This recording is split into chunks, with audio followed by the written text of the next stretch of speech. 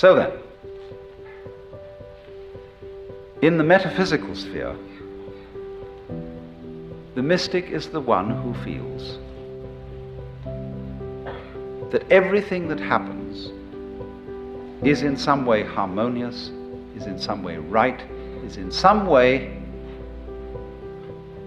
an integral part of the universe. Now, when we transplant or translate that into the moral sphere, the sphere of human conduct, the equivalent is this: there are no wrong feelings. There may be wrong actions in the sense of actions contrary to the rules of human communication. But the way you feel towards other people, loving, hating, etc., etc., there aren't any wrong feelings.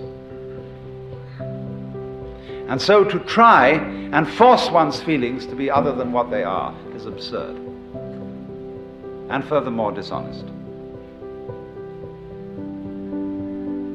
But you see, the idea that there are no wrong feelings is an immensely threatening idea to people who are afraid to feel in any case. And this is one of the peculiar problems of our culture, that we are terrified of our feelings because they take off on their own. And we think that if we give them any scope, and if we don't immediately beat them down, they will lead us into all kinds of chaotic and destructive action. It's so funny that we, in our Western culture today, say that kind of thing. We who do more chaotic and reckless kind of action than anybody ever did.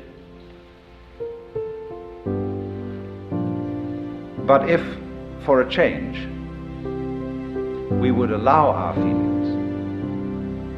and look upon their comings and goings as something as beautiful and as natural and necessary as changes in the weather, the going of night and day, and of the four seasons, we would be at peace with ourselves. Because what is problematic for Western man is not so much his struggles with other people and their needs and their problems as his struggle with his own feelings, with what he will allow himself to feel and what he won't allow himself to feel. He's ashamed to feel really profoundly sad, so much so that he could cry. It is not manly to cry. He is ashamed to loathe somebody, because you are not supposed to hate people. He's ashamed to be so overcome with the beauty of something, whether it be a natural landscape or a member of the opposite sex, that he goes out of his mind with this beauty. Because all that kind of thing is not being in control, old boy, not kind of having your hand on the wheel.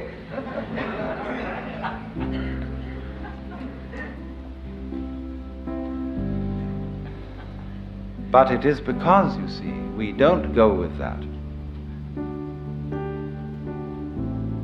we are not in control. That we try to pretend that our inner life is different. So I think this is the most releasing thing that anybody can possibly understand.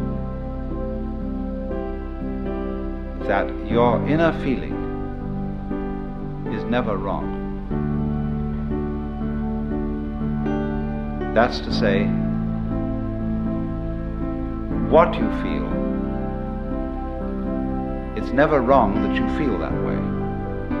It may not be a right guide to what you should do, In other words, if you feel that you hate someone intensely, it isn't necessarily the right way of dealing with that feeling to go out and cut his throat. But it is right that you should have the feeling of hating, or of being sad, or of what, frightened, terrified, whatever it is. For you see, when a person comes to himself, he comes to be one with his own feeling. And that is the only way of being in a position to control it. It is in exactly this way that the sailor always keeps the wind in his sails. Whether he wants to sail with the wind or whether he wants to sail against the wind, he always uses the wind. He never denies the wind. Well, and it's exactly that same sense that a person has to keep going with his own feeling. Whether he wants to act as the feeling obviously suggests or act in a different way, he has to keep the feeling with him, because that's his own essential self.